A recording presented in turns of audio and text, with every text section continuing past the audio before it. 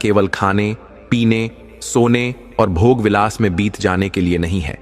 यह मानव जीवन दुर्लभ है और इसका उद्देश्य है धर्म को समझना और धर्म के अनुसार जीवन जीना।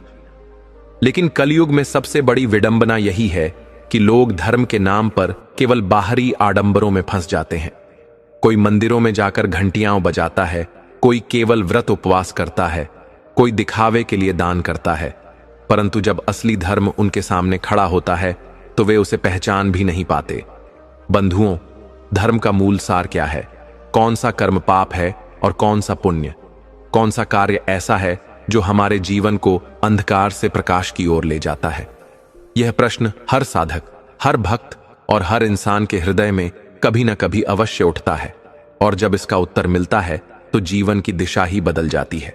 आज मैं आपको एक ऐसी अद्भुत कथा सुनाने जा रहा हूं जो केवल कथा नहीं बल्कि एक अमूल्य उपदेश है। यह कथा है एक बूढ़े गिद्ध की। हाँ, वही गिद्ध जिसे लोग सामान्यतः अपशकुन मानते हैं, परंतु यह गिद्ध साधारण नहीं था। यह जीवन भर धर्म के पथ पर चला, धर्म का पालन किया, और जब इसका जीवन अंतिम पड़ाव पर पहुंचा तब इसने संसार को एक ऐसा रहस्य सुनाया जो आज भी हर साधक के लिए खजाना है। बंधुओं, कहते हैं कि जब कोई महात्मा, कोई ज्ञानी या कोई तपस्वी अपने जीवन के अंतिम क्षणों में जो भी वचन देता है वह वचन साधारण नहीं होता, वह ब्रह्मवाणी की तरह होता है। बूढ़े गिद्ध ने भी अपने अंतिम समय में जंगल के सभी जीव जंतुओं को बुलाया। छोटे छोटे पंछी, पशु, यहां तक कि वृक्ष और वायु तक उस क्षण मौन हो गए। सब प्रतीक्षा करने लगे कि यह वृद्ध गिद्ध अब क्या कहेगा। गिद्ध ने अपनी धुंधली होती आंखें खोलीं और कहा, पुत्रों, धर्म केवल शास्त्र पढ़ने में नहीं है, केवल मंत्र जाप और पूजन में नहीं है। धर्म का सबसे बड़ा आधार है स्त्री का सम्मान। और आज मैं तुम्हें बताऊंगा उन 3 स्त्रियों के बारे में जिनकी सेवा और रक्षा करना केवल पुण्य ही नहीं बल्कि सबसे बड़ा धर्म है। उसके शब्दों में थकान थी, परंतु सत्य की शक्ति भी थी। जंगल का वातावरण बदल गया, जैसे स्वयं देवता उस उपदेश को सुनने के लिए वहां उपस्थित हो गए हों। प्रिय दर्शकों, यही कथा आज हम भी सुनेंगे। यह केवल सुनने की नहीं बल्कि जीवन में उतारने की है। और मैं आप सबसे निवेदन करता हूं कि इस कथा को श्रद्धा और भक्ति के साथ अंत तक अवश्य सुने। गरुड़ पुराण में स्पष्ट कहा गया है कि अधूरी छोड़ी गई कथा अधूरी आहुति के समान होती है, जो यज्ञ को अपवित्र कर देती है।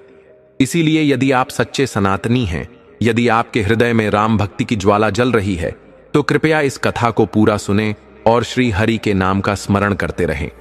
बंधुओं, तो आइए अब बिना किसी विलंब के आरंभ करते हैं यह अद्भुत और दिव्य कथा, बूढ़े गिद्ध का अंतिम उपदेश, जो हमारे जीवन को धर्म की वास्तविक परिभाषा से परिचित कराता है। वज्रगढ़ एक पवित्र और संपन्न राज्य था, जहां धर्म, करुणा और सच्ची मित्रता को ईश्वर की कृपा माना जाता था। इस राज्य पर राज करते थे महाराज रणधीर सिंह। वे केवल युद्ध कला में निपुण नहीं थे, बल्कि एक ऐसे राजा थे जो अपने प्रेम, दया और धर्म के कारण प्रजा के हृदय में बसते थे।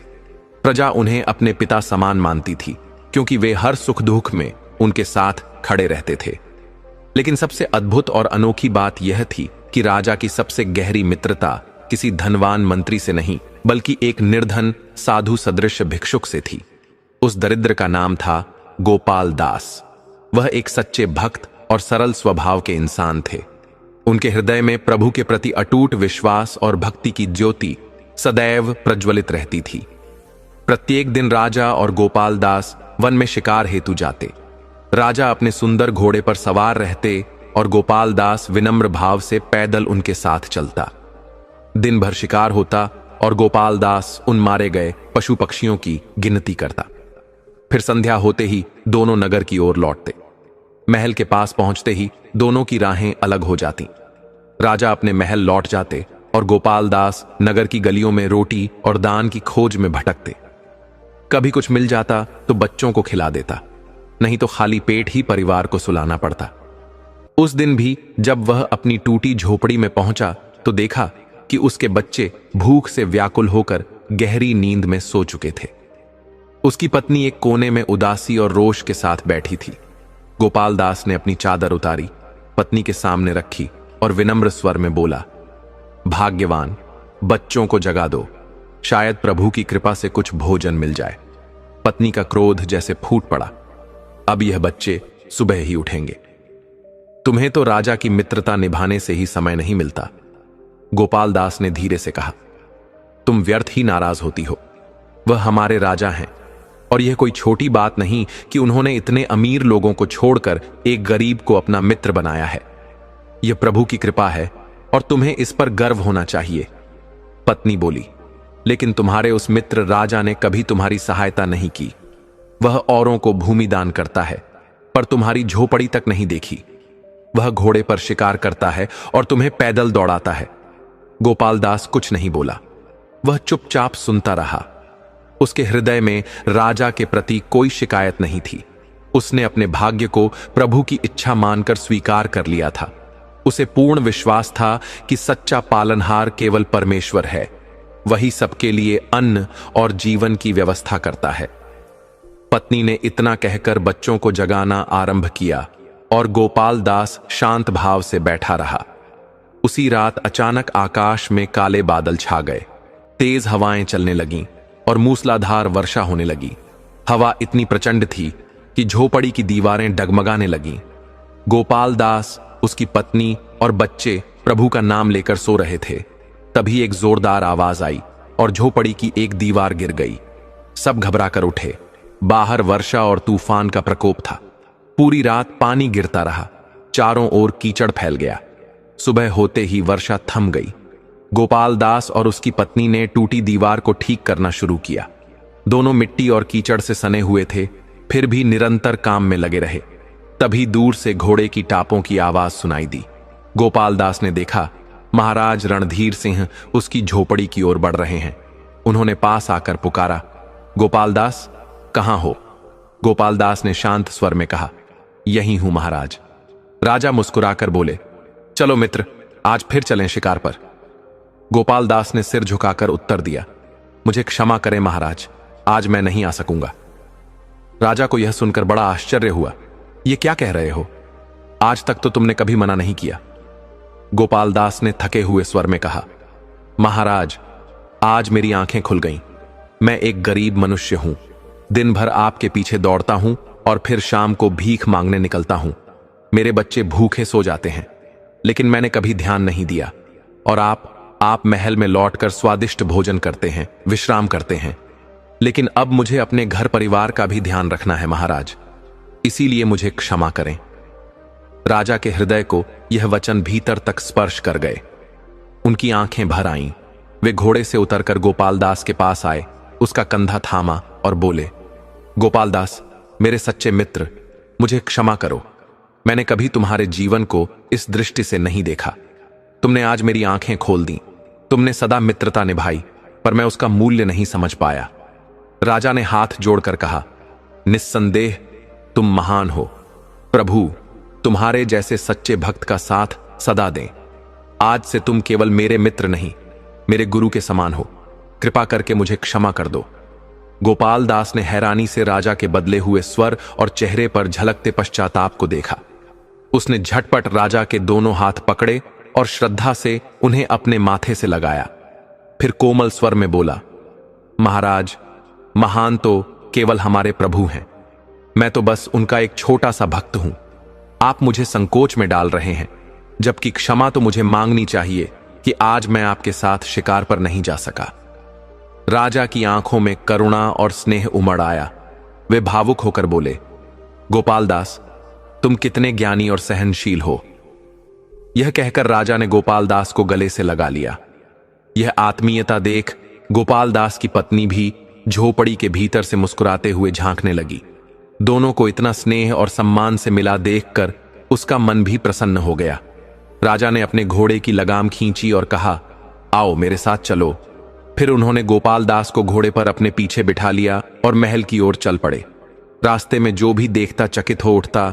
वही गोपाल दास जो रोज नगर की गलियों में दान मांगते दिखाई देते थे, आज राज घोड़े पर महाराज के साथ बैठे थे। महल पहुंचते ही राजा ने अपने सेवकों को बुलाया और मंत्री से कहा, गोपाल दास के लिए राजसी वस्त्रों की तैयारी करो। सेवक गोपाल दास को सम्मान सहित वस्त्र पहनाने ले गए। फिर राजा ने एक अन्य मंत्री को आदेश दिया, गोपाल दास की पत्नी और बच्चों को यहां लाओ। उनके रहने के लिए महल के पास का भवन तैयार किया जाए।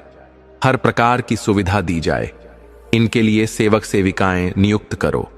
यदि किसी भी प्रकार की असुविधा हुई तो दंड मिलेगा। मंत्री ने सिर झुकाकर कहा, महाराज, आपकी आज्ञा का पूरी निष्ठा से पालन होगा। केवल एक घड़ी के भीतर ही गोपाल दास और उसके परिवार का जीवन बदल गया। पत्नी और बच्चे अब महल के भीतर थे, जहां उनके लिए सब कुछ सुलभ था। फिर राजा ने गोपाल दास की ओर देखकर मुस्कुराते हुए पूछा, अब तो तुम संतुष्ट हो? अब तुम्हें अपने परिवार की चिंता नहीं करनी पड़ेगी। गोपाल दास ने सिर झुकाकर श्रद्धा से उत्तर दिया, महाराज, ईश्वर आपको दीर्घायु और यशस्वी करे। मैं आपका सदा आभारी रहूंगा। राजा हंसते हुए बोले, अब यह सब बातों को छोड़ो, चलो एक बार फिर प्रभु का नाम लेकर शिकार पर निकलते हैं। यह कहकर राजा अपने सिंहासन से उठे। दोनों महल से बाहर आए। द्वार पर दो सुंदर घोड़े खड़े थे। सेवकों ने उनकी लगाम थामी हुई थी। राजा और गोपाल दास दोनों अपने अपने घोड़े पर सवार हुए और नगर की सीमाओं को पार कर वन की ओर बढ़ चले। वन की हरियाली में घोड़ों की टापों की ध्वनि प्रभु के नाम की गूंज जैसी प्रतीत हो रही थी। वे दोनों शिकार में लीन हो गए। उस दिन उन्होंने कई पशु पक्षी शिकार किए, हिरण, खरगोश, पक्षी आदि।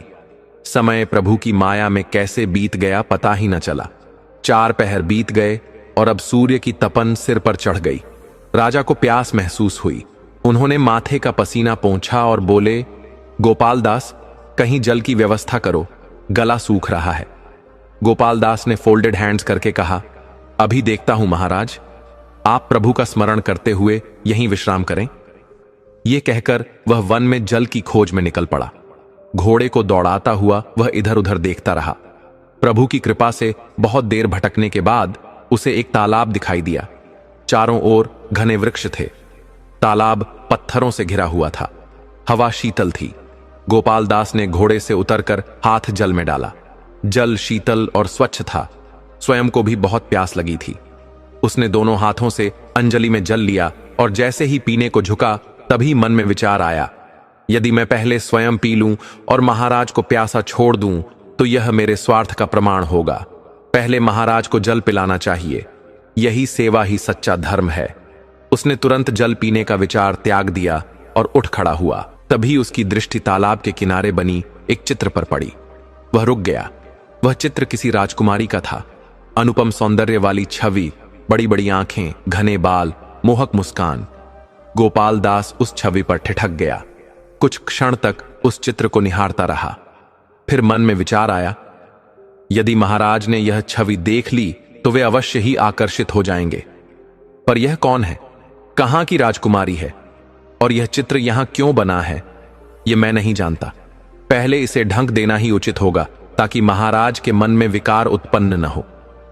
उसने तालाब की मिट्टी उठाकर कीचड़ बनाई और उस चित्र को ढंक दिया ताकि किसी की दृष्टि उस पर ना पड़े। जब वह संतुष्ट हो गया कि चित्र अब नहीं दिख रहा तो उसने राहत की सांस ली और प्रभु को मन ही मन प्रणाम करके महाराज को लेने तेजी से लौट पड़ा। जैसे ही वह राजा के पास पहुंचा, राजा ने व्याकुलता से कहा, गोपाल दास, क्या जल मिला? मेरा गला तो सूख कर कांटा हो गया है।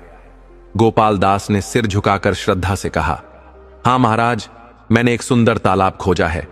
यह यहां से बहुत दूर नहीं है, इसीलिए मैं आपको लेने चला आया। राजा ने प्रभु का नाम लेते हुए राहत की सांस ली और दोनों अपने अपने घोड़ों पर बैठकर तालाब की ओर चल पड़े। कुछ ही देर में वे वहां पहुंच गए। राजा ने घोड़े से उतरते ही दोनों हथेलियों से जल उठाया और प्रभु को स्मरण करके पानी पीने लगे। जल ठंडा और मधुर था। फिर गोपाल दास ने भी अपनी प्यास बुझाई। इसके बाद दोनों ने अपने अपने घोड़ों को भी जल पिलाया। राजा ने आंखें बंद कर एक लंबी सांस ली और मुस्कुराकर बोले, गोपाल दास, यह जल कितना शीतल और मधुर है और यहां का वातावरण भी बड़ा शांत और सुखद है। मेरा मन कर रहा है कि कुछ समय प्रभु की शरण लेकर यहीं विश्राम करें। गोपाल दास ने श्रद्धा से सिर झुकाते हुए कहा, जैसा आपका आदेश हो महाराज। उसी समय राजा की दृष्टि तालाब के किनारे पड़े एक पत्थर पर पड़ी जिस पर गीली मिट्टी चिपकी हुई थी। राजा ने भौं चढ़ाते हुए कहा, गोपाल दास, यह पत्थर कितना गंदा लग रहा है, इसे साफ कर देना चाहिए। यह सुनकर गोपाल दास का चेहरा घबरा गया। वह तुरंत बोला, महाराज, यह किसी को कोई हानि नहीं पहुंचा रहा। यदि इस पर कीचड़ है तो ऐसे ही रहने दीजिए। पर राजा को यह स्वीकार नहीं था। उन्होंने अपने हाथों में जल भरा और पत्थर पर फेंकने लगे। जैसे जैसे जल गिरता गया, मिट्टी धुलती गई। गोपाल दास डर और चिंता में सब देख रहा था, पर वह राजा को रोक भी नहीं सकता था। कुछ ही क्षणों में पत्थर की मिट्टी पूरी तरह से हट गई और जो दृश्य सामने आया उसे देखकर राजा चकित रह गए। वह पत्थर एक सुंदर युवती की छवि से अंकित था। राजा की आंखें उस रूप पर अटक गईं। ऐसा सौंदर्य उन्होंने अपने जीवन में कभी नहीं देखा था। चित्र में बनी वह कन्या किसी राजकुमारी जैसी प्रतीत हो रही थी, जिसकी बड़ी बड़ी आंखें और मधुर मुस्कान राजा के हृदय को मोह लेने वाली थी। उधर गोपाल दास मन ही मन सोचने लगा, हे प्रभु, यही डर था। अब तो महाराज इस चित्र के मोह में फंस गए। अब वे इस कन्या को खोजे बिना मानेंगे नहीं। राजा ने गहरी सांस लेकर कहा, गोपाल दास, यह कन्या अत्यंत सुंदर है। जब तक मैं इसे खोज ना लूं, तब तक वापस अपने राज्य नहीं लौटूंगा। यह सुनकर गोपाल दास के पैरों के नीचे की धरती जैसे खिसक गई। वह घबरा कर बोला, महाराज, पता नहीं किसने यह चित्र यहां बनाया है और आप इस पर मोहित हो गए। यह तो केवल एक पत्थर की तस्वीर है। कृपया इसे सच ना समझें। लेकिन राजा ने उसकी बात पर ध्यान नहीं दिया। वे गंभीर स्वर में बोले, नहीं गोपाल दास, जब तक मैं इस कन्या को नहीं खोज लेता तब तक यहां से नहीं जाऊंगा। यदि तुम मेरा साथ छोड़ना चाहो तो महल लौट जाओ, मुझे तुमसे कोई शिकायत नहीं होगी। गोपाल दास ने तुरंत उत्तर दिया, ऐसा कैसे हो सकता है महाराज? आप इस वन में अकेले रहें और मैं महल लौट जाऊं। जब तक प्रभु की शरण में आपके साथ हूं, एक कदम भी पीछे नहीं हटूंगा, चाहे कोई भी परिस्थिति क्यों ना हो। राजा ने गोपाल दास की पीठ थपथपाई और मुस्कुराकर बोले, मुझे तुमसे यही अपेक्षा थी मेरे सच्चे मित्र। फिर राजा ने कहा, अब चलो कुछ भोजन का प्रबंध करो, मुझे बड़ी भूख लगी है। गोपाल दास ने राजा की ओर देखकर विनम्र भाव से कहा, महाराज, मैं भोजन की व्यवस्था करता हूं और संध्या तक लौट आता हूं। आप प्रभु का नाम लेकर यहीं विश्राम करें। फिर उसने अपने राजसी वस्त्र उतारे और घोड़े की जीन में रख दिए।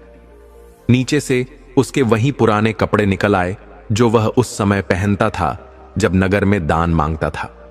क्योंकि वे अब दूसरे राज्य की सीमा में थे और समीप के नगर से भोजन लाना था, इसलिए उसने भिक्षा मांगकर भोजन लाने का निश्चय किया। गोपाल दास घोड़े पर सवार हुआ और नगर की ओर निकल पड़ा। राजा वहीं रुके। उन्होंने अपनी चादर बिछाई और आराम से लेट गए, पर उनकी दृष्टि फिर उस चित्र की ओर चली गई। वह चित्र अब उन्हें साधारण नहीं बल्कि किसी दैवी जादू सा प्रतीत हो रहा था, मानो उनकी आत्मा को बांध लिया हो। राजा का हृदय उस रूप की मधुरता में डूबता चला गया। उनके मन में विचार उमड़ने लगे, यदि यह कन्या सच में कहीं मिल जाए तो मैं प्रभु को साक्षी मानकर उससे विवाह कर लूंगा। वे इन्हीं विचारों में डूबे थे कि अचानक तालाब के जल में कुछ हलचल होने लगी। पहले तो उन्होंने ध्यान नहीं दिया, लेकिन जब लहरें गहराने लगीं तो राजा चौंक पड़े। ना तो वायु चल रही थी और ना ही कोई अन्य जीव जंतु दिख रहा था। फिर यह लहरें क्यों? तभी एक रहस्यमयी फूंकार की आवाज आई। राजा का शरीर सिहर उठा। वे तुरंत उठ खड़े हुए और चारों ओर देखने लगे। फिर उनकी दृष्टि तालाब के किनारे पर गई। राजा का हृदय तेजी से धड़कने लगा। तालाब से एक विशाल और भयानक अजगर बाहर निकल रहा था। वह इतना विकराल था कि उसकी आंखें अंगारे जैसी चमक रही थीं और मुख से अग्नि की लपटें निकल रही थीं। जब वह पूरी तरह जल से बाहर आया तो राजा अवाक रह गए। यह कोई साधारण सर्प नहीं था। यह तो एक दैत्याकार अजगर था जिसकी लंबाई 20 फुट से भी अधिक थी। राजा ने तुरंत प्रभु का नाम लिया और अपनी तलवार मन से निकाल ली। उन्होंने पूरे बल और श्रद्धा के साथ अजगर पर पहला वार किया। वह वार इतना तीव्र था कि अजगर का शरीर 2 टुकड़ों में विभाजित हो गया, परंतु राजा रुके नहीं। उन्होंने दूसरा वार किया और अजगर का सिर धड़ से अलग कर दिया। जैसे ही अजगर का सिर भूमि पर गिरा, उसके मुख से एक चमकता हुआ बड़ा मोती लुढ़कता हुआ बाहर आ गिरा। यह देखकर राजा चकित रह गए, लेकिन अजगर का शरीर वहीं स्थिर नहीं रहा। वह धीरे धीरे रूप बदलने लगा। कुछ ही क्षणों में राजा के सामने अजगर की जगह एक लंबे शरीर वाले व्यक्ति की मृत देह पड़ी थी, जो 4 टुकड़ों में बंटी हुई थी। वह व्यक्ति अत्यंत भयानक प्रतीत हो रहा था। उसके सिर पर बहुत कम बाल बचे थे, लेकिन उसकी आंखें अब भी जलते अंगारों जैसी थीं। उसका मुंह विचित्र ढंग से खुला हुआ था और उसके लंबे लंबे नुकीले दांत बाहर की ओर निकले हुए थे। अचानक राजा की दृष्टि भूमि पर पड़े उस मोती पर पड़ी। वह मोती किसी अंडे के आकार का था, परंतु उस पर मिट्टी जमी हुई थी। राजा ने सोचा, इस मोती को मैं अपने मुकुट में जड़वाऊंगा। यह तो अत्यंत अनमोल रत्न है।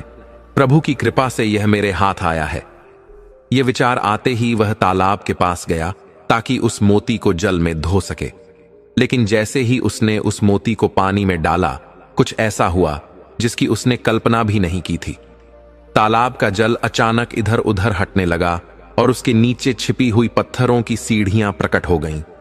राजा विस्मय में पड़ गए। उन्होंने फिर से मोती को जल में डाला और वही दृश्य दोहराया गया।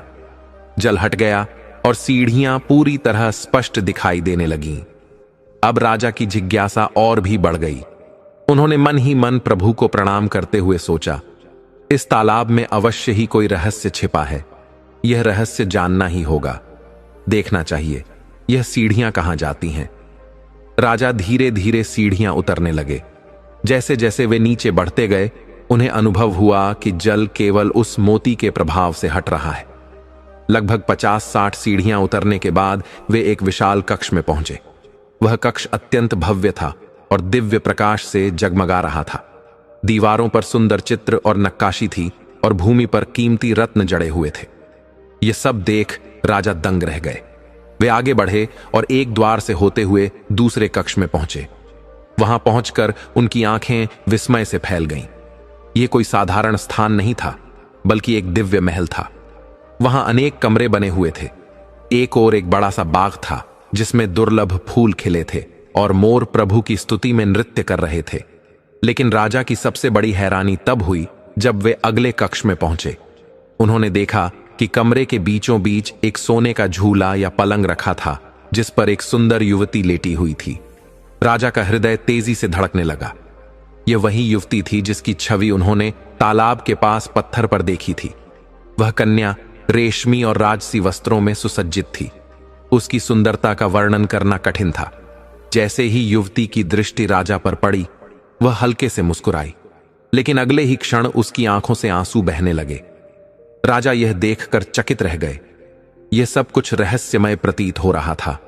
राजा ने उस कन्या की ओर देखकर विनम्र स्वर में पूछा, हे देवी, आप कौन हैं और यह स्थान किसका है?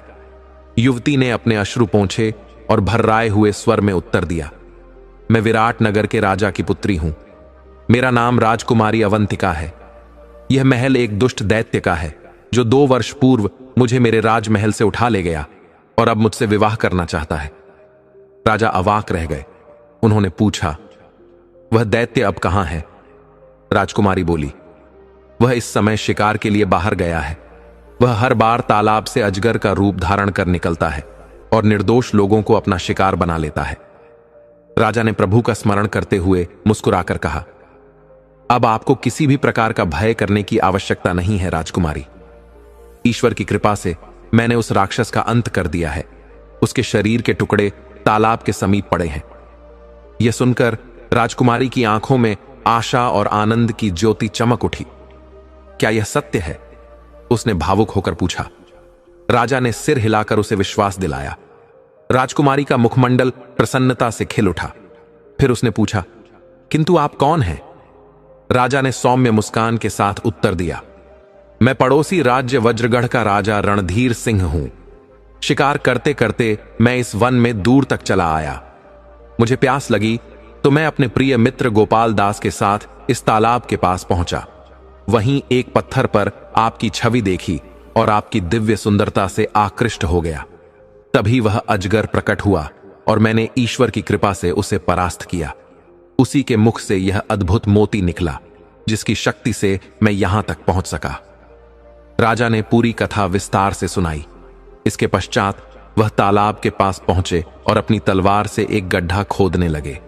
गड्ढा पूर्ण होने पर उन्होंने उस दैत्य के शव को उसमें डालकर मिट्टी से ढक दिया और ऊपर से एक छोटा टीला बना दिया ताकि कोई भी उसे कभी ढूंढ न सके। यह सब कर लेने के पश्चात राजा ने अपने घोड़े को लिया और पुनः तालाब में प्रवेश किया। उनके हृदय में भगवान के प्रति कृतज्ञता उमड़ रही थी कि प्रभु ने उनकी इच्छा इतनी शीघ्र पूर्ण कर दी। राजकुमारी अवंतिका को पाकर वे स्वयं को सबसे सौभाग्यशाली मान रहे थे। जब वे पुनः महल में लौटे तो राजकुमारी ने निवेदन किया, अब हमें यहां से चल देना चाहिए। मैं आपके साथ आपके राज्य में चलना चाहती हूं। राजा क्षण भर विचारमग्न हुए और फिर बोले, हमें मेरे प्रिय मित्र गोपाल दास के आने की प्रतीक्षा करनी चाहिए। जब वह लौट आएंगे तभी हम प्रस्थान करेंगे। इसके बाद दोनों महल में विश्राम करने चले गए। राजा दिन भर की घटनाओं से थक चुके थे, अतः शीघ्र ही गहरी निद्रा में लीन हो गए। उधर गोपाल दास नगर में भ्रमण करते हुए भिक्षा मांगते रहे। जब उन्होंने पर्याप्त भोजन और आवश्यक सामग्री एकत्र कर ली तो उसी स्थान की ओर लौट चले जहां उन्होंने राजा को छोड़ा था। जब वे तालाब के पास पहुंचे तो रात गहरा चुकी थी। ठंडी पवन बह रही थी और चारों ओर सन्नाटा छाया था। उन्होंने चारों ओर दृष्टि दौड़ाई, किंतु महाराज कहीं दिखाई न दिए। न तो उनका घोड़ा दिख रहा था। गोपाल दास का हृदय धड़कने लगा। उन्होंने सोचा, संभव है मेरी देर से आने के कारण महाराज मेरी खोज में नगर की ओर चले गए होंगे। यह सोचकर वे लौटने ही वाले थे कि अचानक उनकी दृष्टि तालाब के किनारे बनी एक छोटी सी कब्र पर पड़ी। यह देखकर वे स्तब्ध रह गए।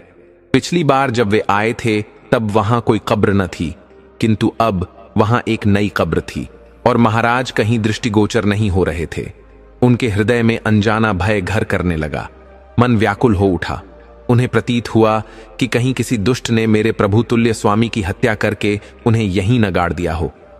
यह सोचकर वे भूमि पर बैठ गए और फूट फूट कर विलाप करने लगे। हे प्रभु, यह क्या हो गया?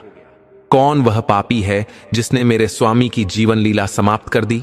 उनका करुण विलाप तालाब के शांत जल से टकराकर गूंजने लगा।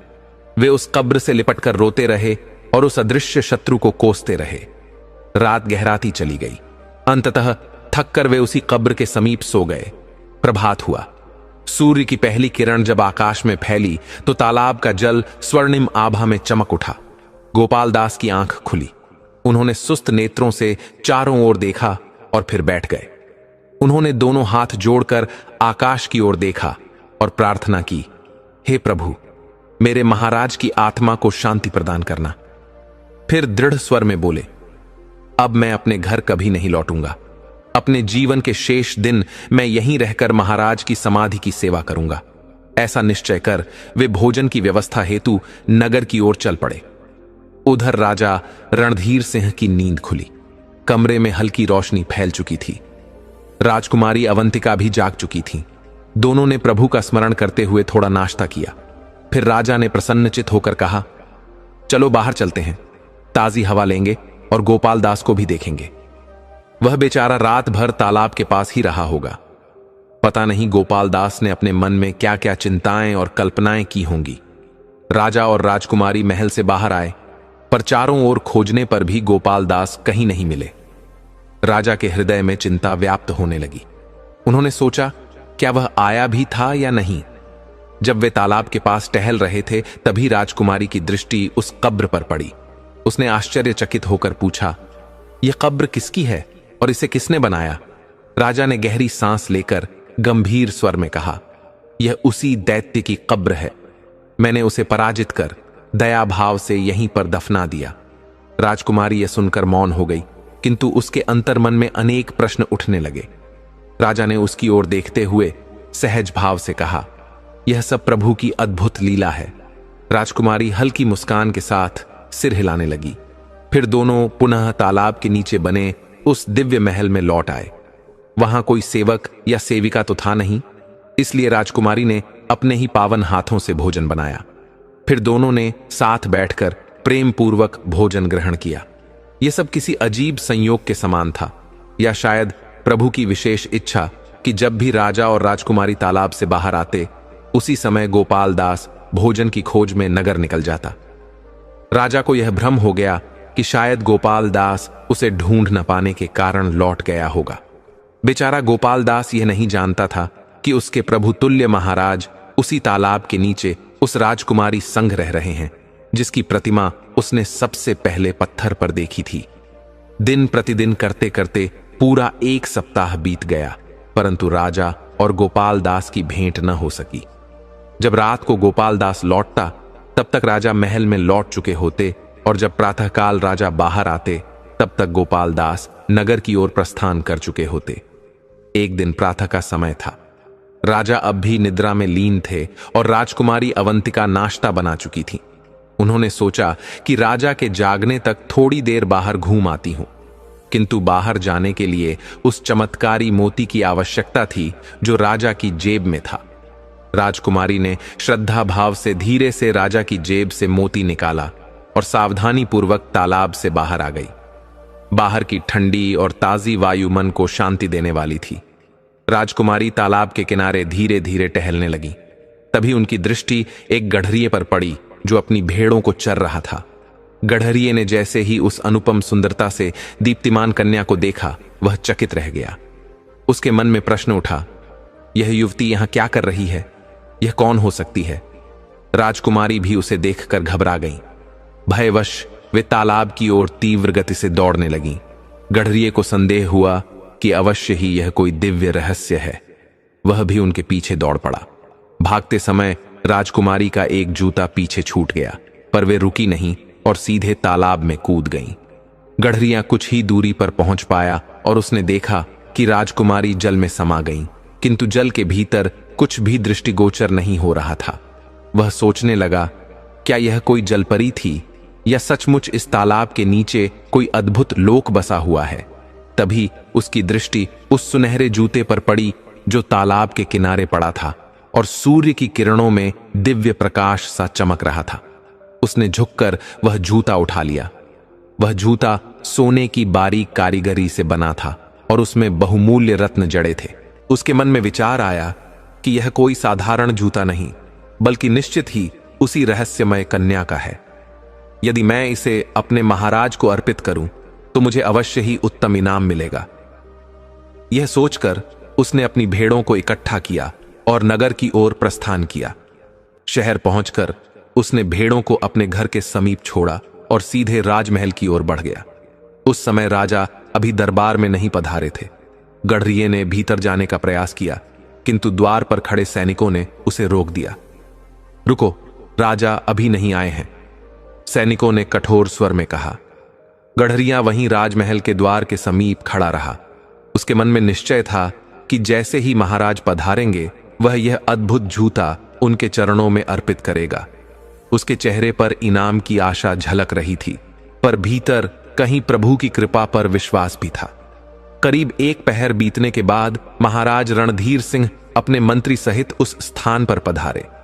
जैसे ही उन्होंने अपने घोड़े से भूमि पर पग धरा, गड़हरिया श्रद्धा से झुककर उनके चरणों में प्रणाम करने लगा। राजा ने स्नेहपूर्ण दृष्टि से उसकी ओर देखा और कोमल स्वर में पूछा, बोलो बालक, क्या बात है? गड़हरिया सिर झुकाकर भक्तिभाव से बोला, महाराज, मैं आपके चरणों में एक अद्भुत वस्तु अर्पित करने आया हूं। राजा ने जिज्ञासा से उसकी ओर देखा और पूछा, कैसी वस्तु? गड़हरिया ने अपनी जेब से एक चमचमाता हुआ सुनहरा जूता निकाला और दोनों हाथों से आदरपूर्वक राजा के चरणों के समीप रख दिया। वह जूता अत्यंत सुंदर था। उस पर बारीक नक्काशी थी और कीमती रत्नों से जड़ा हुआ था। वह स्पष्टतः किसी राजमहल की धरोहर लग रहा था। राजा की दृष्टि जब उस जूते पर पड़ी तो वे आश्चर्यचकित रह गए। उन्होंने झुककर जूता उठाया और बड़े ध्यान से देखा। शांति से बोले, यह तो अत्यंत सुंदर और बहुमूल्य जूता है, यह तुझे कहां मिला? गड़हरिया बोला, महाराज, मैंने इसे वन के समीप तालाब के किनारे पाया। फिर उसने पूरी कथा सुनाई, कैसे उसने एक दिव्य राजकुमारी को तालाब के पास देखा, कैसे वह घबराकर भागी और उसका एक जूता वहीं रह गया। राजा गहरे मौन में डूब गए। कुछ क्षण पश्चात उन्होंने अपने मंत्री की ओर दृष्टि डालते हुए कहा, मंत्री जी, आपके विचार में क्या यह कोई साधारण घटना है? मंत्री ने श्रद्धा से जूते को देखा और हाथ जोड़कर कहा, महाराज, यह जूता साधारण नहीं प्रतीत होता। यह निश्चय ही किसी अलौकिक स्थान या दिव्य लोक से संबंधित है। संभव है कि यह किसी परिलोक या रहस्यमय जगत का संकेत हो। राजा के नेत्रों में तेज चमक उठा। वे बोले, मंत्री जी, हमें तत्काल इस रहस्यमयी राजकुमारी की खोज आरंभ करनी चाहिए। यही जूता हमें उसके पास ले जाने का दिव्य संकेत है। यदि हम उसे पा लें तो उसकी वास्तविक पहचान भी जान सकेंगे। मंत्री ने सिर झुकाकर कहा, जैसा आपकी आज्ञा महाराज। राजा ने गढ़रिये की ओर देखकर कहा, तू निश्चिंत रह, तुझे इस सेवा का पूर्ण फल और प्रभु की असीम कृपा दोनों प्राप्त होंगी। गढ़रिया मन ही मन प्रसन्न हो गया। उसने अपनी आंखें मूंद कर प्रभु का धन्यवाद किया। इसके पश्चात राजा ने मंत्री से कहा, अब इस खोज में तनिक भी विलंब न होना चाहिए। तुम्हें केवल 7 दिन का समय दिया जाता है। इस अवधि के भीतर उस कन्या को खोजकर महल में उपस्थित करो। मंत्री ने हाथ जोड़कर कहा, जैसा आदेश हो महाराज, मैं आज ही से इस कार्य में लग जाऊंगा। राजा दरबार की ओर प्रस्थान कर गए और मंत्री गहन चिंतन में डूबा हुआ अपने कक्ष की ओर लौट आया। महल पहुंचकर वह बेचैन भाव से इधर उधर टहलने लगा। सोचने लगा, उस राजकुमारी को उस तालाब से बाहर कैसे निकाला जाए। गढ़रिये के अनुसार तो वह जल में समा गई थी। यह कोई साधारण बात नहीं, वहां अवश्य ही कोई अद्भुत शक्ति कार्य कर रही है। वह उपाय सोच ही रहा था कि उसके मन में अचानक एक विचार कौंधा। उसके चेहरे पर हल्की मुस्कान उभर आई, मानो स्वयं ईश्वर ने उसे एक मार्ग दिखा दिया हो। उसने मन ही मन कहा, हां, यही हो सकता है उपाय। वह तुरंत उठ खड़ा हुआ। उसे उन 4 वृद्ध स्त्रियों की याद आई जिनकी चतुराई और अद्भुत युक्तियों की चर्चा पूरे नगर में फैली हुई थी। वे अपने मायावी उपायों और चालाकी के लिए प्रसिद्ध थीं। मंत्री ने जोर से ताली बजाई। एक सेवक भीतर आया और सिर झुकाकर बोला, आदेश दें स्वामी। मंत्री ने दृढ़ स्वर में कहा, दरोगा को बुलाओ अभी। सेवक तुरंत बाहर दौड़ा। थोड़ी ही देर में दरोगा हाथ जोड़कर मंत्री के सामने खड़ा हो गया। मंत्री ने आदेश दिया, जाओ, नगर में जो 4 चतुर्वृद्ध स्त्रियां घूम रही हैं, जिनकी चतुराई और उपायों की चर्चा नगर नगर है, उन्हें मेरे समक्ष उपस्थित करो। दरोगा ने सिर झुकाकर कहा, जैसा आदेश हो स्वामी, और वह तुरंत बाहर चला गया। करीब आधे घंटे का समय बीत गया। दरोगा लौट आया और बोला, महाराज, वे 4 स्त्रियां आ चुकी हैं। मंत्री ने सिर हिलाया और कहा, उन्हें भीतर लाओ। दरोगा ने ताली बजाई। कुछ ही समय में 2 सिपाही 4 हट्टी कट्टी उम्रदराज स्त्रियों को लेकर भीतर आए। वे उन्हें मंत्री के सामने खड़ा कर बाहर चले गए। मंत्री ने उन्हें ध्यानपूर्वक देखा। उनके चेहरों और आंखों में चतुराई और अनुभव साफ झलक रहा था। वे भले ही वृद्ध थीं, लेकिन उनके हाव भाव से यह स्पष्ट था कि वे आज भी बहुत कुछ कर सकती हैं। अब देखना यह था कि क्या वे स्त्रियां उस रहस्यमयी तालाब और राजकुमारी के गूढ़ रहस्य को सुलझा सकेंगी। मंत्री ने पहली स्त्री की ओर इशारा करते हुए पूछा, तुम्हारा नाम क्या है और तुम क्या कर सकती हो। पहली स्त्री ने सिर ऊंचा करके उत्तर दिया, मेरा नाम गुलाबो है, मैं बिगड़े हुए कामों को सही दिशा देने में निपुण हूं। मंत्री ने सिर हिलाया और दूसरी स्त्री की ओर देखा, अब तुम बताओ। दूसरी स्त्री ने कहा, मेरा नाम सूरजमुखी है, मैं बिछड़े हुए लोगों को मिलाने में माहिर हूं। अब मंत्री की दृष्टि तीसरी स्त्री की ओर गई और पूछा, और तुम। तीसरी स्त्री मुस्कुराई और बोली, मेरा नाम सितारा है, मैं मक्खन में से इस प्रकार बाल निकाल सकती हूं कि ना तो मक्खन खराब हो और ना ही कोई जान पाए कि बाल था। मंत्री ने सिर हिलाया, फिर चौथी और सबसे वृद्ध स्त्री की ओर देखा। उसके चेहरे पर गहरी झुर्रियां थीं, परंतु उसकी आंखों में चतुरता और अनुभव की चमक स्पष्ट दिख रही थी। तुम्हारा नाम क्या है?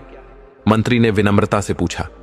बूढ़ी स्त्री ने गंभीर और धीमे स्वर में उत्तर दिया, मेरा नाम अंगूरी देवी है, मैं आकाश से टुकड़ा काटकर उसे इस प्रकार जोड़ सकती हूं कि कोई पहचान भी ना पाए। मंत्री कुछ क्षण तक शांत रहा, फिर मंद मुस्कान के साथ बोला, बस तुम ही मेरे कार्य की हो, बाकी तीनों अब जा सकती हैं। मंत्री के आदेश पर दरोगा ने तीनों स्त्रियों को आदर सहित बाहर भेज दिया। मंत्री ने दरोगा को भी संकेत देकर बाहर कर दिया। अब कमरे में केवल मंत्री और अंगूरी देवी थी। दरवाजा बंद होते ही मंत्री ने अंगूरी देवी को पूरी रहस्यमय घटना विस्तार से सुनाई। फिर जेब से वह सुनहरा जूता निकाला और उनके सामने रख दिया। यह है वह दिव्य जूता। मंत्री बोला, यदि तुम उस राजकुमारी को खोज लाओ तो तुम्हें स्वर्ण, रत्न और अनेक बहुमूल्य उपहार मिलेंगे, परंतु यदि तुम असफल हुई तो तुम्हारे जीवन की डोरी भी ईश्वर के हाथों में सौंप दी जाएगी। अंगूरी देवी ने जूते को ध्यानपूर्वक देखा, फिर आत्मविश्वास से बोली, मुझे यह शर्त स्वीकार है, मैं निश्चय ही इस कार्य को पूर्ण करूंगी। मंत्री ने सिर हिलाया, ठीक है, मैं उस चरवाहे को तुम्हारे साथ भेजता हूं, वहीं तुम्हें उस रहस्यमयी तालाब तक पहुंचाएगा।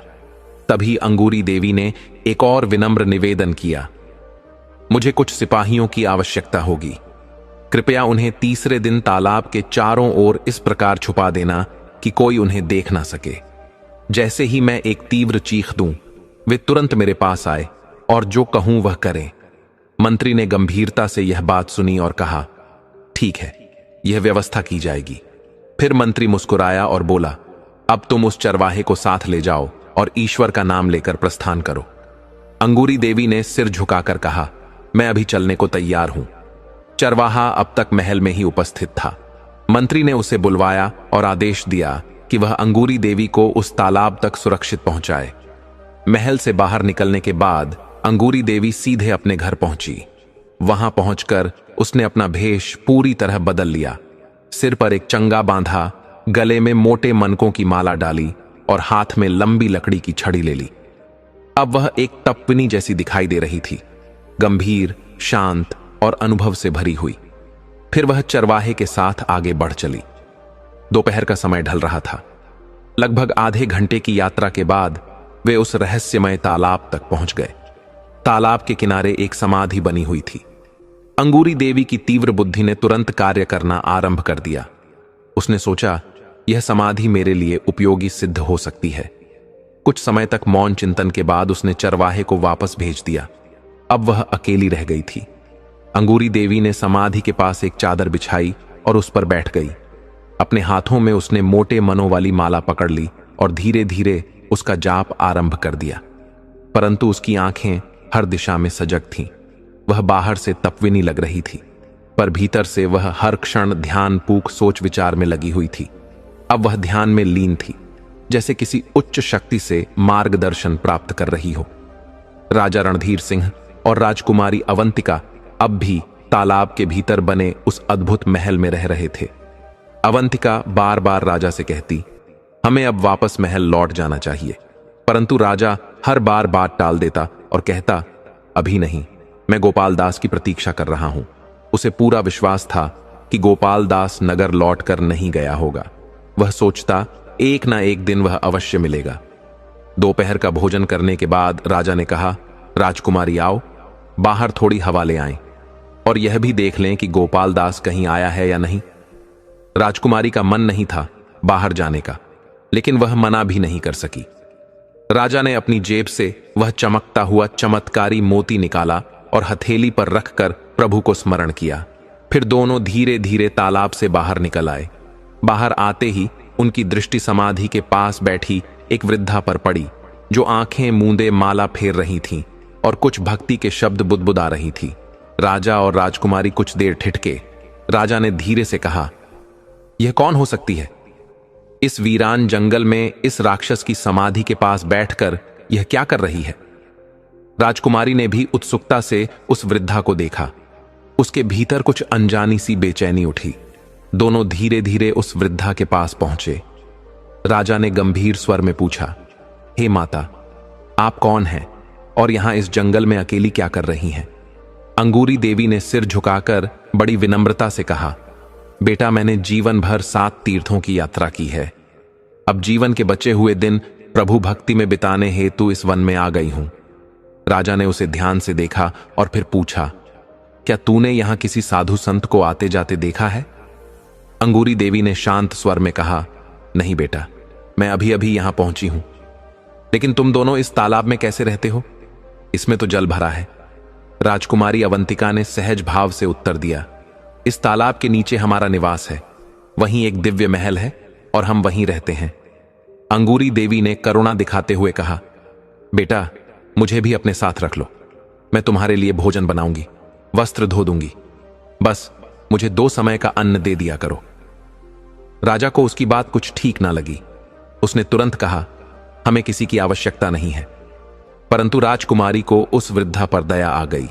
उन्होंने राजा से कहा, राजा जी, हमें एक दासी की आवश्यकता भी है, और यदि इस माता को अपने साथ रख लें तो यह पुण्य का कार्य भी होगा, नहीं तो यह भूखी प्यासी प्राण त्याग देगी। राजा ने गहरी सांस ली और कहा, जैसी तुम्हारी इच्छा। राजकुमारी मुस्कुराकर बोली, अब तुम हमारे साथ रहोगी माता। अंगूरी देवी ने झूठी ही विनम्रता से कहा, ईश्वर तुम दोनों को सदा सुखी रखे। यह जो तुमने किया है उसका फल भगवान अवश्य देगा। अब अंगूरी देवी भी उनके साथ तालाब के नीचे बने महल में रहने लगी। राजा, अंगूरी और राजकुमारी कभी कभी तालाब के बाहर जाकर गोपाल दास की प्रतीक्षा करते, लेकिन फिर वापस लौट आते। राजा भीतर से बहुत व्याकुल हो गया था। उसे समझ नहीं आ रहा था कि उसका प्रिय गोपाल दास कहां चला गया। एक दिन उसने निश्चय किया कि अब वह स्वयं नगर जाकर गोपाल दास को ढूंढेगा। अगली सुबह राजा अपने घोड़े पर सवार होकर तालाब के महल से बाहर निकला और पास के नगर की ओर चल दिया। नगर पहुंचते ही राजा ने बाजार, गलियां, चौराहे, हर ओर भिक्षुकों को ध्यान से देखा, लेकिन कहीं भी गोपाल दास नजर नहीं आया। उसने पूरा नगर छान मारा, हर सड़क, हर कोना, परंतु गोपाल दास का कोई पता न चला। थकान से उसका शरीर टूटने लगा, भूख भी जोर से लगने लगी थी। उसने एक छोटी सी दुकान पर बैठकर अन्न ग्रहण किया और कुछ समय विश्राम किया। अब दोपहर बीत चुकी थी। निराश होकर राजा ने वन की ओर लौटने का निश्चय किया। उधर महल में अंगूरी को रहते हुए 3 दिन बीत चुके थे। आज वही दिन था जब उसकी योजना के अनुसार राजकुमारी को ले जाना था। आज फिर राजा सुबह सुबह ही नगर चला गया था। महल में केवल राजकुमारी और अंगूरी देवी रह गई थी। वे आपस में वार्तालाप कर रही थीं।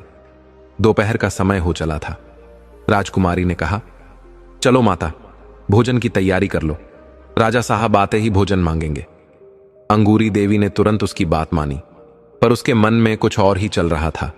वह मन ही मन बुदबुदाई, आज यह राजकुमारी मेरे हाथ का बना अंतिम भोजन करेगी, फिर इसे किसी और महल की रोटियां खानी पड़ेंगी। कुछ ही समय बाद राजा वापस लौट आया। उसने घोड़ा अंगूरी को सौंपा और सीधा राजकुमारी के पास पहुंचा।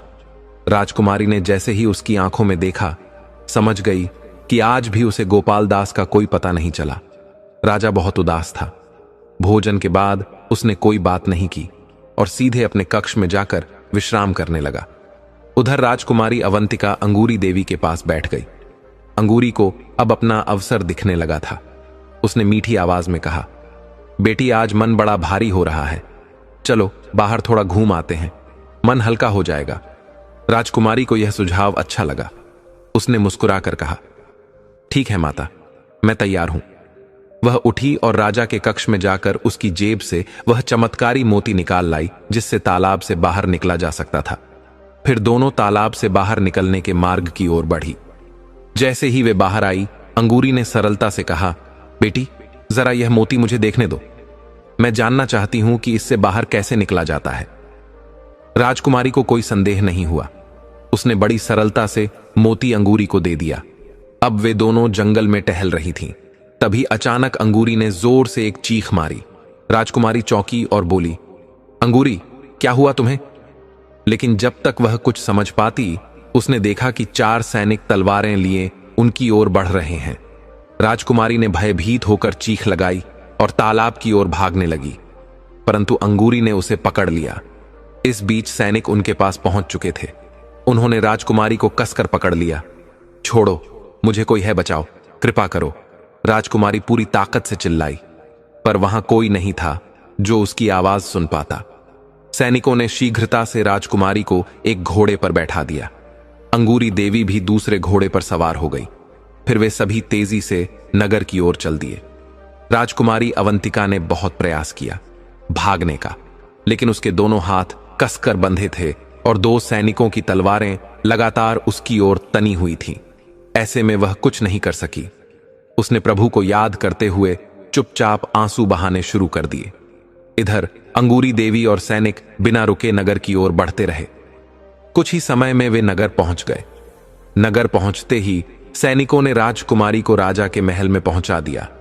वहां पहले से ही राजा और उसका मंत्री उनके आगमन की प्रतीक्षा कर रहे थे। जैसे ही राजकुमारी अवंतिका को महल के भीतर लाया गया, राजा उसे देखकर ठिठक गया। उसकी अनुपम सुंदरता देखकर वह मंत्रमुग्ध रह गया। उसने प्रसन्न होकर अंगूरी को 5000 स्वर्ण मुद्राएं इनाम में दी। अंगूरी ने वह इनाम स्वीकार किया और प्रसन्न होकर अपने घर की ओर चल दी। अब उसके पास वह चमत्कारी मोती भी था जिससे तालाब के नीचे के महल का द्वार खुलता था। राजा ने अपने मंत्री से कहा, अब तुम विश्राम करो, मैं राजकुमारी से कुछ एकांत में बात करना चाहता हूं। मंत्री ने सिर झुकाकर कहा, जैसा आदेश हो महाराज, और विनम्रता से बाहर चला गया। राजा राजकुमारी की ओर मुड़ा और मुस्कुराकर बोला, सुंदरी, क्या तुम्हें यहां आकर आनंद नहीं आया? राजकुमारी अवंतिका ने क्रोधित स्वर में उत्तर दिया, नहीं, बिल्कुल भी नहीं। राजा उसकी आंखों में देखता रहा और हंस पड़ा। कोई बात नहीं, जल्दी ही तुम्हें यहां का सुख मिल जाएगा। मैं तुमसे विवाह करना चाहता हूं। यह सुनकर राजकुमारी की आंखों में क्रोध भर आया। उसने दृढ़ स्वर में कहा, कभी नहीं, इससे अच्छा तो मैं मृत्यु को गले लगा लूं। राजा ने गुस्से में कहा, संभल कर बोलो, अभिमानी कन्या, तुम्हें पता भी है कि तुम किससे बात कर रही हो? राजकुमारी ने निर्भीक स्वर में कहा, हां, मुझे पता है, मैं एक घमंडी राजा से बात कर रही हूं, पर मैं तुमसे विवाह कभी नहीं करूंगी। यह मेरा अंतिम निर्णय है। राजा कुछ पल शांत रहा, फिर गंभीर स्वर में पूछा, क्या तुम पहले से विवाहित हो? राजकुमारी ने उसकी आंखों में देखते हुए कहा, हां, मैं पड़ोसी राज्य के राजा की धर्मपत्नी हूं।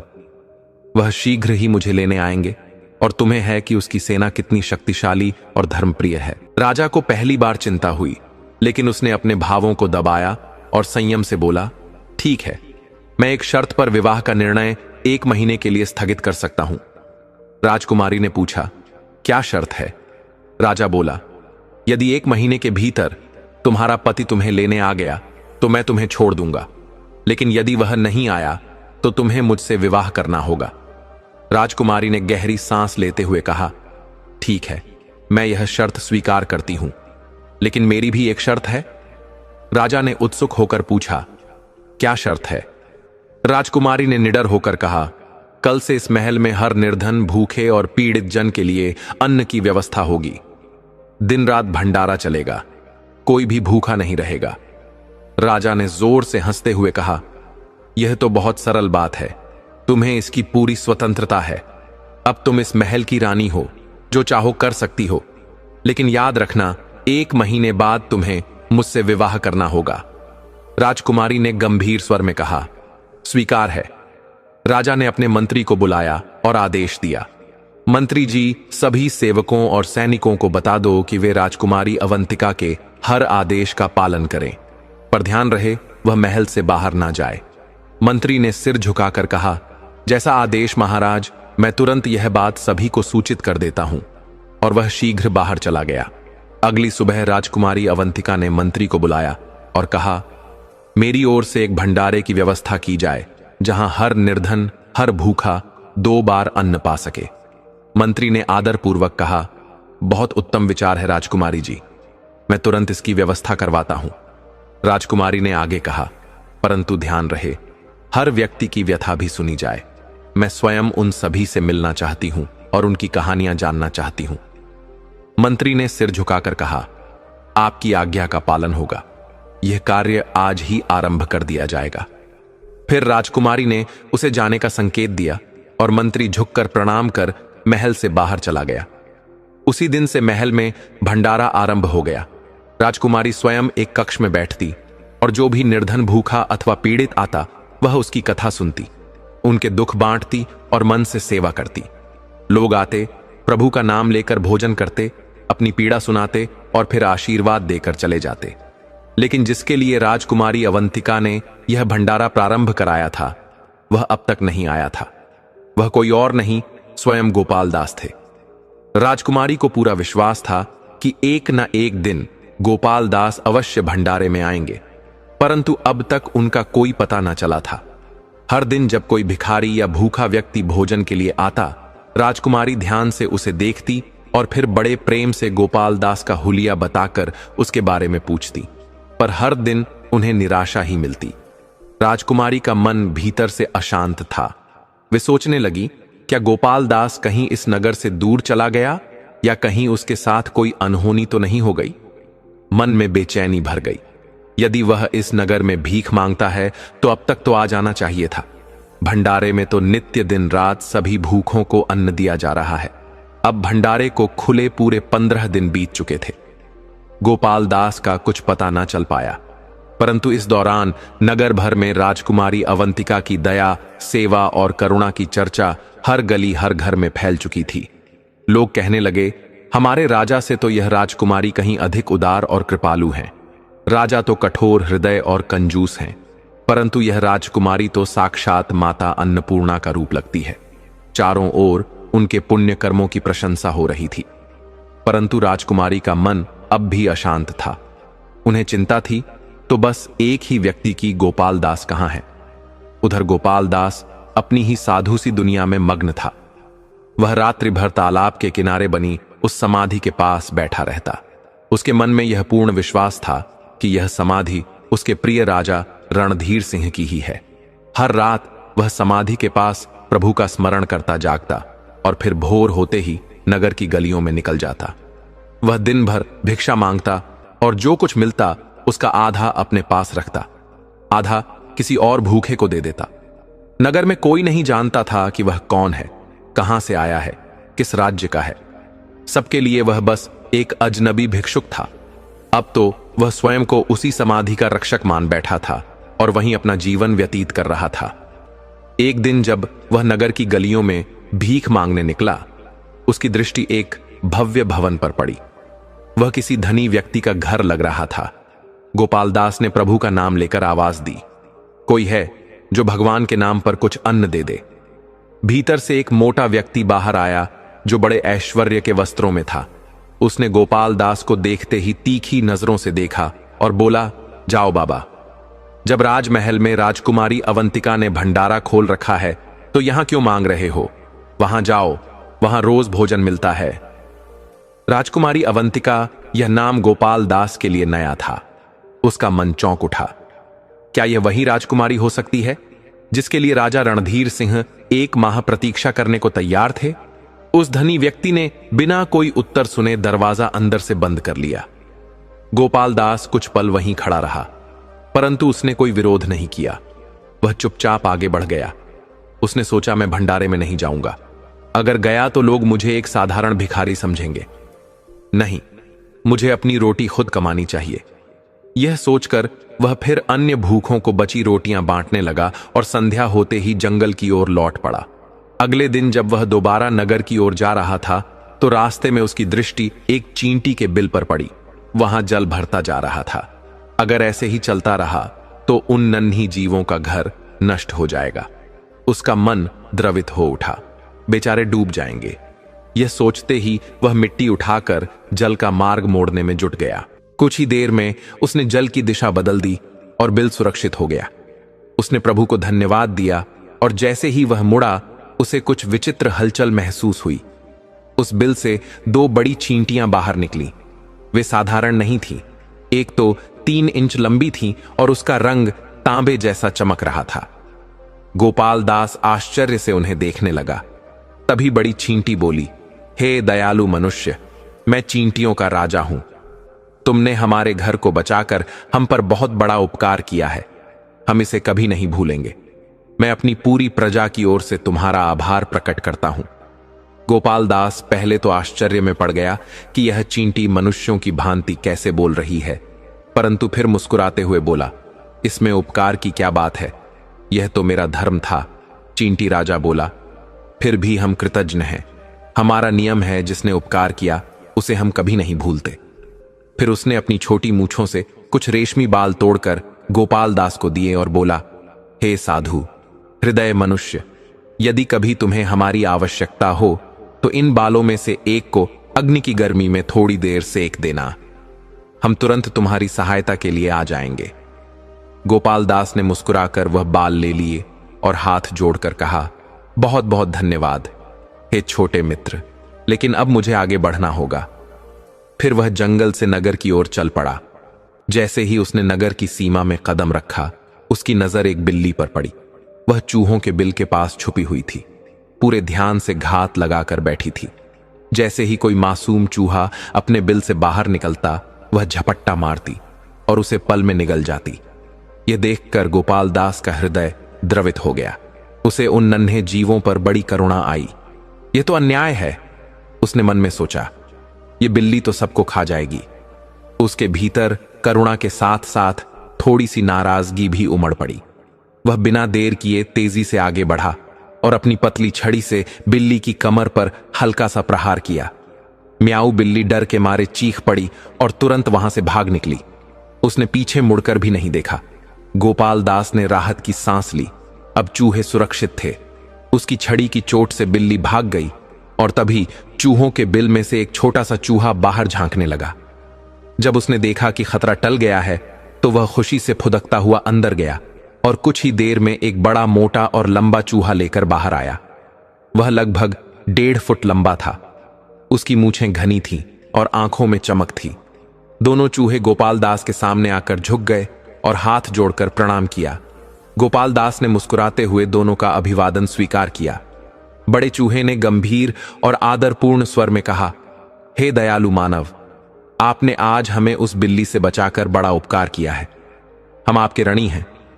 गोपाल दास हल्के से हंसते हुए बोला, अरे भाई, इसमें उपकार की क्या बात है। यह तो मेरा धर्म था, हर दुखी की सहायता करना। शुक्रिया तो प्रभु का करो, जिनकी कृपा से आज तुम सब बच गए, वरना वह चालाक बिल्ली तो किसी को भी नहीं छोड़ती। बड़ा चूहा अपनी मूंछों को हिलाते हुए बोला, फिर भी हम कृतज्ञ हैं, और यदि कभी आपको हमारी सहायता की आवश्यकता हो तो निसंकोच बताइएगा। हमारे पूर्वजों ने तो एक बार शिकारी के जाल में फंसे एक शेर तक की सहायता की थी। गोपाल दास ने नम्रता से सिर हिलाया। नहीं भाई, अभी मुझे किसी सहायता की आवश्यकता नहीं है। बस यही कामना है कि तुम सभी सुखी रहो और अपना जीवन आनंद से बिताओ। बड़े चूहे ने उसकी बात को गंभीरता से सुना। फिर अपनी मूंछों में से कुछ रेशमी बाल तोड़कर गोपाल दास को दिए और बोला, मैं इस पूरे समुदाय का मुखिया हूं। यह बाल तुम्हें सौंप रहा हूं। जब भी कभी हमारी आवश्यकता हो, इनमें से किसी एक को हल्की सी गर्मी देना, हम तुरंत हाजिर होंगे। गोपाल दास ने विनम्रता से मुस्कुराकर उन बालों को सहेज कर रख लिया और दोनों चूहों को नमस्कार कर आगे बढ़ गया। उस दिन गोपाल दास ने किसी से भी भिक्षा नहीं मांगी। उसके पास जो रोटियां थीं, वही उसके लिए पर्याप्त थीं। दोपहर ढलने तक वह राजमहल के भंडारे की ओर बढ़ चला। वहां पहुंचकर उसने भोजन व्यवस्था देखने वाले सेवक से अनुमति मांगी। वह सेवक बहुत विनम्र स्वभाव का था। उसने बड़े आदर से गोपाल दास को बैठाया और गर्म रोटियां, सुगंधित दाल और मीठे चावल परोसे। ये सब देखकर गोपाल दास की आंखें श्रद्धा से भर आईं। भोजन के बाद भंडारे के प्रमुख ने गोपाल दास से कहा, बाबा, अब आपको राजकुमारी अवंतिका से मिलना होगा। वह आपसे कुछ बातें करना चाहती हैं। उसके बाद आपको रात्रि भोजन देकर विदा किया जाएगा। राजकुमारी अवंतिका यह नाम सुनते ही गोपाल दास एक पल के लिए ठिठक गया। उसके मन में तुरंत झील के किनारे देखी गई वह सुंदर चित्रकारी उभर आई, एक सुंदर कन्या की छवि। क्या यह वही राजकुमारी है? क्या यह केवल एक संयोग है? उसका मन विचारों में डूब गया, लेकिन उसने कुछ नहीं कहा और चुपचाप भंडारे के प्रमुख के साथ महल की ओर चल पड़ा। महल में प्रवेश करते ही गोपाल दास को एक सुंदर कक्ष में ले जाया गया। जैसे ही वह कमरे के भीतर गया, उसकी दृष्टि एक रत्न जटित सिंहासन पर बैठी एक कन्या पर पड़ी। वह स्वर्ण जड़ी रेशमी पोशाक में थी और आभूषणों से सजी हुई थी। गोपाल दास ने जब उसकी ओर ध्यान से देखा तो एक क्षण को उसकी सांसें थम गईं। अरे, यह तो वही चेहरा है जो मैंने उस चित्र में देखा था, झील के पत्थर पर। इधर जब राजकुमारी अवंतिका की नजर गोपाल दास पर पड़ी तो वह एक पल के लिए बिल्कुल शांत रह गई। वह उसी रूप में उसे देख रही थी जैसा रूप कभी राजा रणधीर सिंह ने उसके बारे में बताया था। सेवक जो दोनों की निगरानी कर रहा था, गोपाल दास को वहां छोड़कर बाहर चला गया। अब कमरे में केवल 2 ही आत्माएं थीं, एक राजकुमारी और एक साधु हृदय भिक्षुक। राजकुमारी ने अधीरता से पूछा, तुम्हारा नाम क्या है? गोपाल दास ने धीमे स्वर में कहा। गोपाल दास जैसे ही उसने अपना नाम बताया, राजकुमारी एकदम तख्त से उठ खड़ी हुई। उसकी आंखें भर आई थीं होंठ कांपने लगे थे और अगले ही क्षण वह दौड़ पड़ी और भाव विभोर होकर गोपाल दास को भैया कहकर गले से लगा लिया। गोपाल दास स्तब्ध रह गया। यह क्या हो रहा था? राजकुमारी अवंतिका सिसक रही थी, जैसे वर्षों बाद अपने खोए हुए भाई को पा लिया हो, परंतु गोपाल दास के मन में संशय था। उसने धीरे से कहा, राजकुमारी जी, शायद आपको कोई भ्रम हुआ है। मैं तो एक साधारण भिखारी हूं। मेरा किसी राज्य परिवार से कोई संबंध नहीं। राजकुमारी अवंतिका अलग हुई, मुस्कुराई। उसकी आंखों में आनंद के आंसू थे। उसने मधुर स्वर में कहा, भाई गोपाल दास, क्या तुम राजा रणधीर सिंह के मित्र नहीं हो? गोपाल दास चौंक कर उसकी ओर देखने लगा, फिर गहरी सांस लेते हुए बोला, हां, कभी मैं राजा रणधीर सिंह का सेवक और मित्र था, लेकिन अब मैं इस संसार में अकेला हूं। ईश्वर ने उन्हें मुझसे छीन लिया। अब तो बस उनकी समाधि के पास बैठा रहता हूं। दिन रात राजकुमारी अवंतिका ने शांत स्वर में हल्की मुस्कान के साथ कहा, नहीं गोपाल भैया, राजा रणधीर सिंह मरे नहीं हैं, वे जीवित हैं। गोपाल दास यह सुनकर चौंक पड़ा। वह अविश्वास से राजकुमारी को देखने लगा। यह कैसे हो सकता है?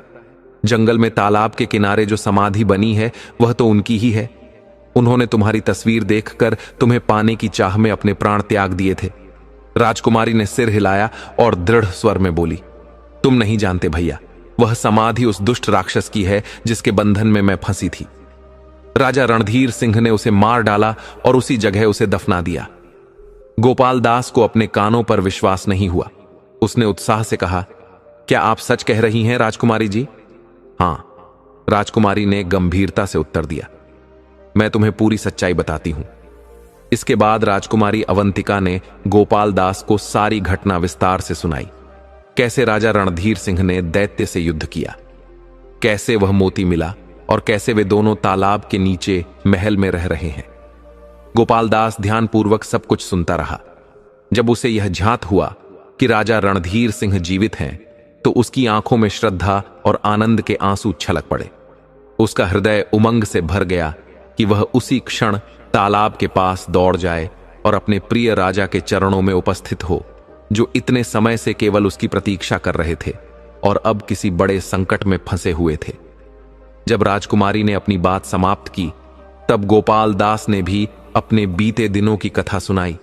कैसे उसने भिक्षा सेवा की और उन चमत्कारी जीवों से उसका साक्षात्कार हुआ। फिर वह गहन चिंतन में डूब गया और गंभीर स्वर में बोला, अब हमें कोई उपाय खोजना होगा जिससे हम राजा साहब को वहां से मुक्त करा सकें। राजकुमारी ने चिंता से कहा, मुझे लगता है इसका समाधान उस चमत्कारी मोती में छिपा है।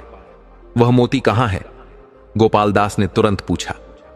राजकुमारी बोली, वह अब अंगूरी नामक एक चालाक स्त्री के पास है। गोपाल दास ने दृढ़ स्वर में कहा, तो अब मेरा अगला धर्म यही है कि उस स्त्री को खोजूं और उस मोती को वापस लाऊं, चाहे इसके लिए मुझे किसी भी सीमा तक क्यों न जाना पड़े।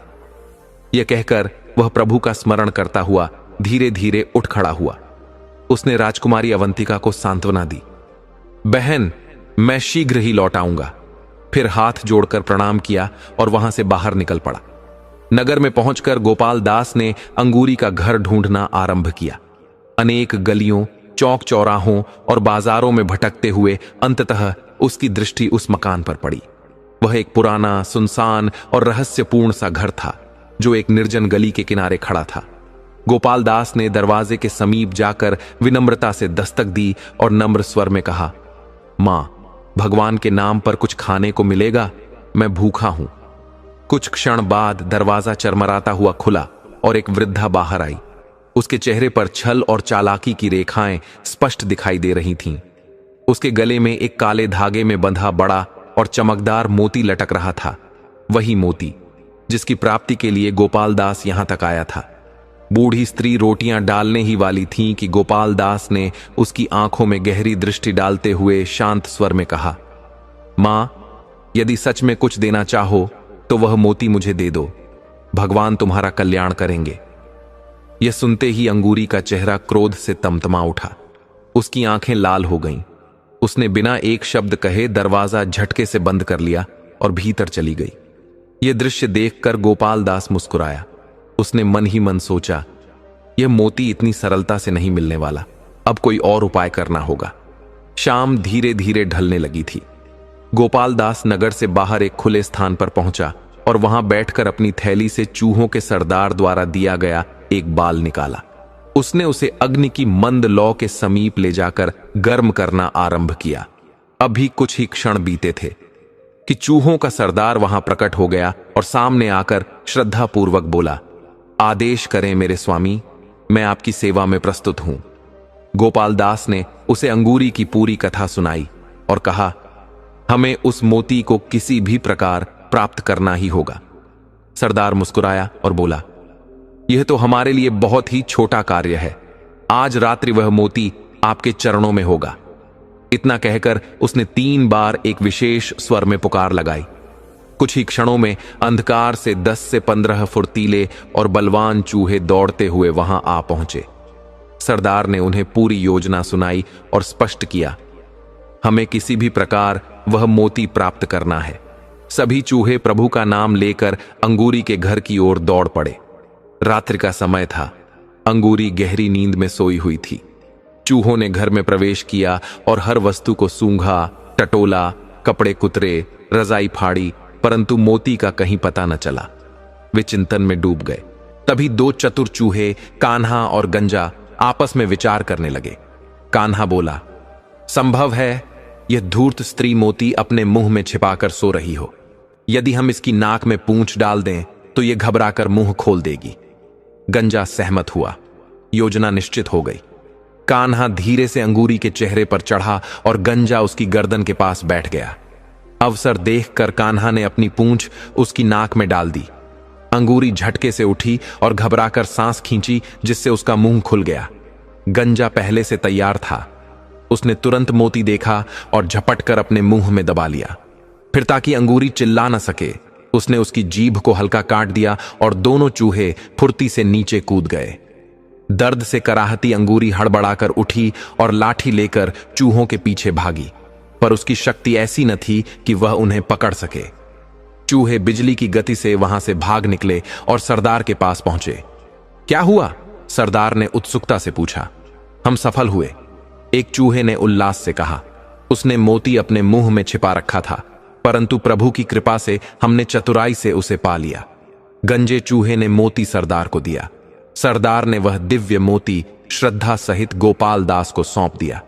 गोपाल दास की आंखों में चमक आ गई। उसका हृदय प्रभु की कृपा से धड़क उठा। उसने मोती को हाथ में लेकर सिर झुका दिया और भाव विह्वल होकर कहा, हे प्रभु, आज आपने मेरी साधना सफल कर दी। अब उसके मन में केवल एक ही संकल्प था, अपने स्वामी राजा रणधीर सिंह से मिलना। उधर तालाब के नीचे स्थित महल में राजा रणधीर सिंह की व्याकुलता दिन प्रतिदिन बढ़ती जा रही थी। राजकुमारी अवंतिका और अंगूरी को लापता हुए 171 दिन बीत चुके थे। इन दिनों में राजा को एक पल का भी चैन नहीं मिला था। वह सदैव उदास और चिंतित रहते। उनका प्रिय मित्र गोपाल दास बिछुड़ गया था और अब राजकुमारी अवंतिका भी नहीं थी। राजा को यह समझ ही नहीं आ रहा था, क्या राजकुमारी स्वेच्छा से चली गई या किसी छल से उसे ले जाया गया? क्या मैं सारी आयु इस जल महल में ही बंधा रहूंगा? वे सोचते। उनके पास वह मोती भी नहीं था जिससे वे तालाब से बाहर निकल पाते। बीती अनेक रातों की तरह इस रात भी वे विचारों में ही डूबे रहे।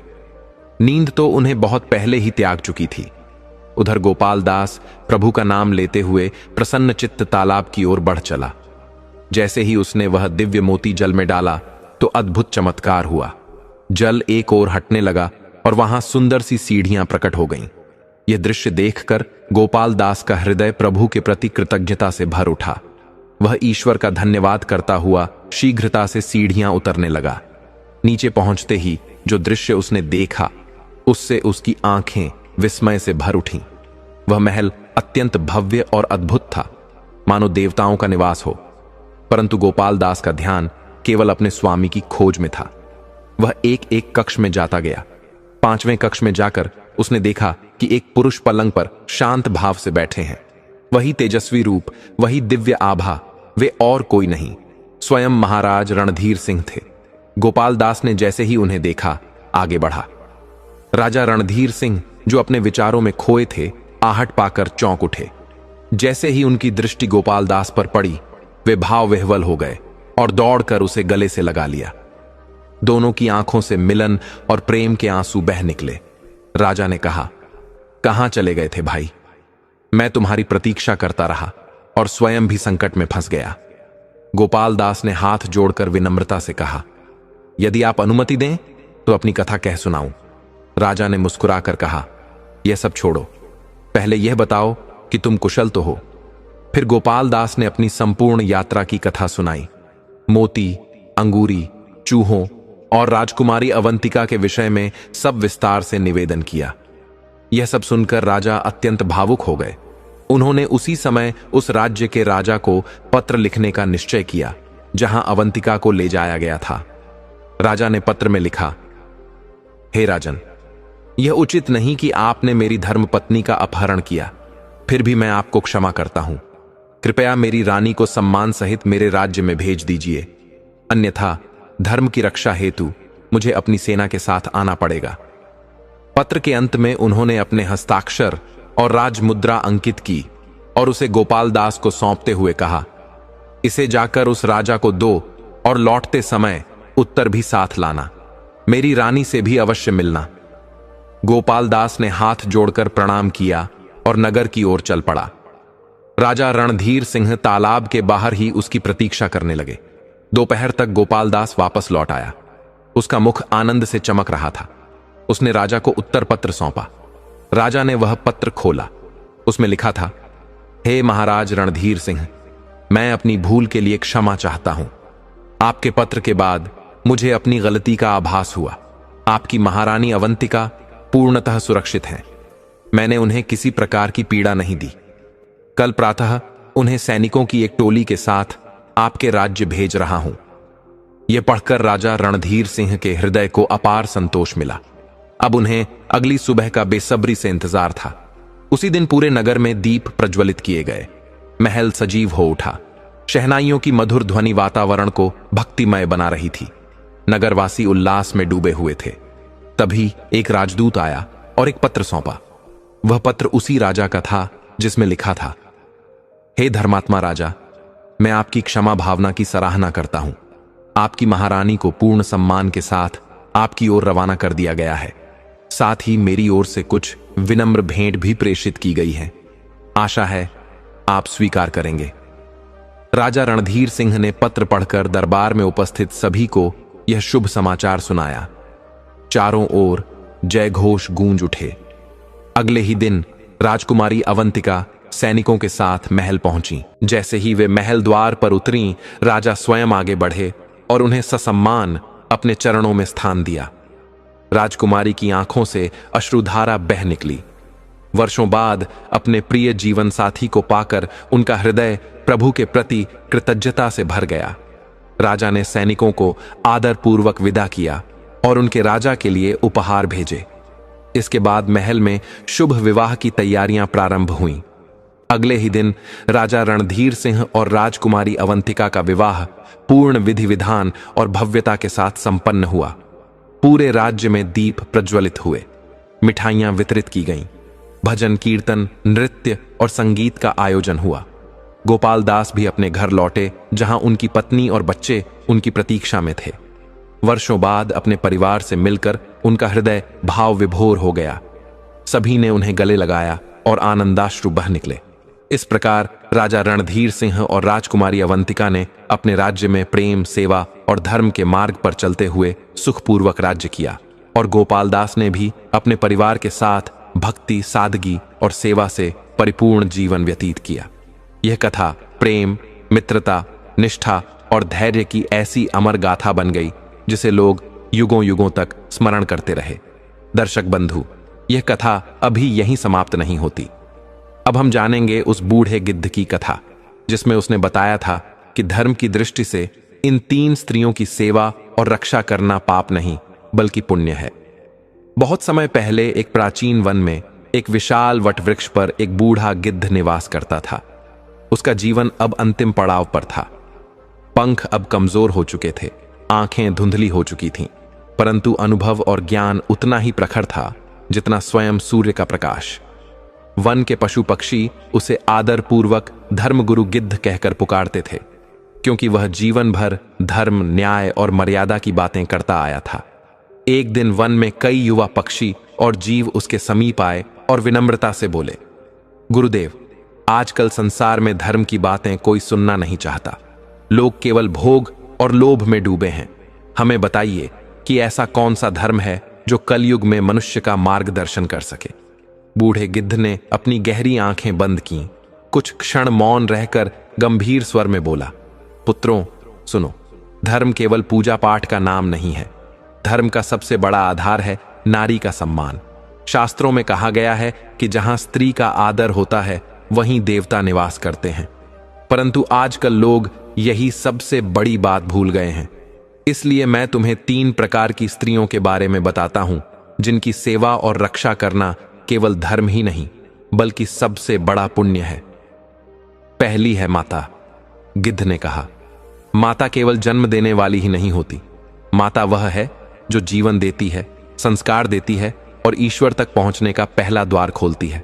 वेद और उपनिषद स्पष्ट कहते हैं, मातृ देवो भव, अर्थात माता को देवता के समान मानो। जो पुत्र अपनी माता की सेवा करता है उसका हर कर्म देवताओं को प्रसन्न करता है। माता की सेवा करना 1000 यज्ञ करने से भी बड़ा पुण्य है। माता का अपमान करना सबसे बड़ा पाप है।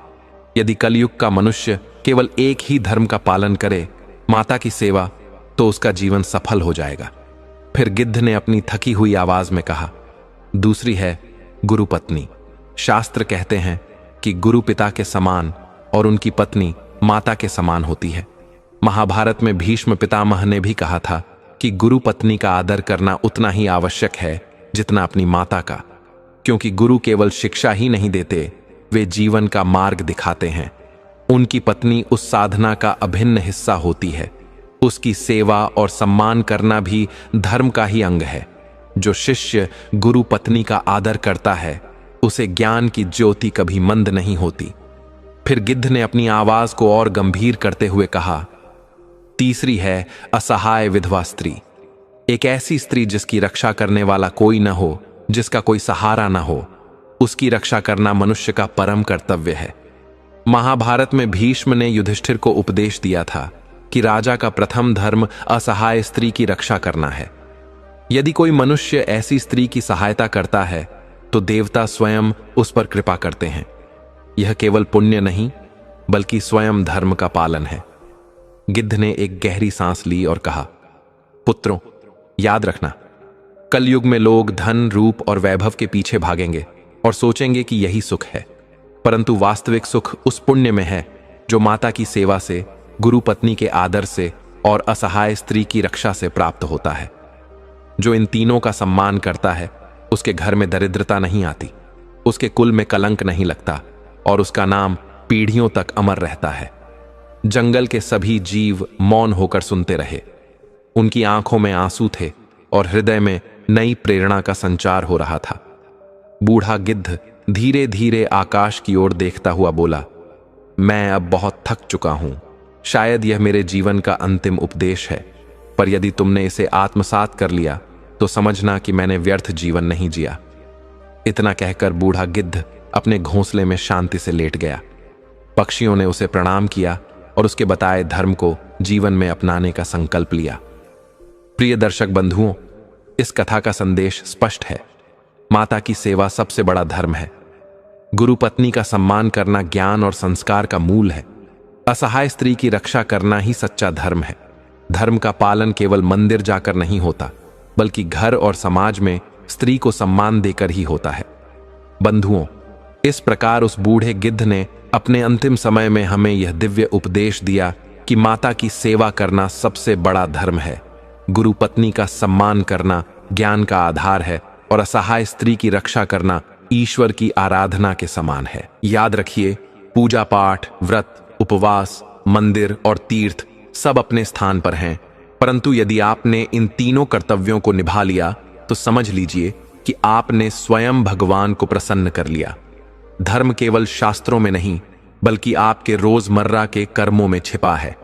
और यह कथा हमें यही सिखाती है कि जहां स्त्री का सम्मान होता है वहीं सच्चे धर्म का वास होता है।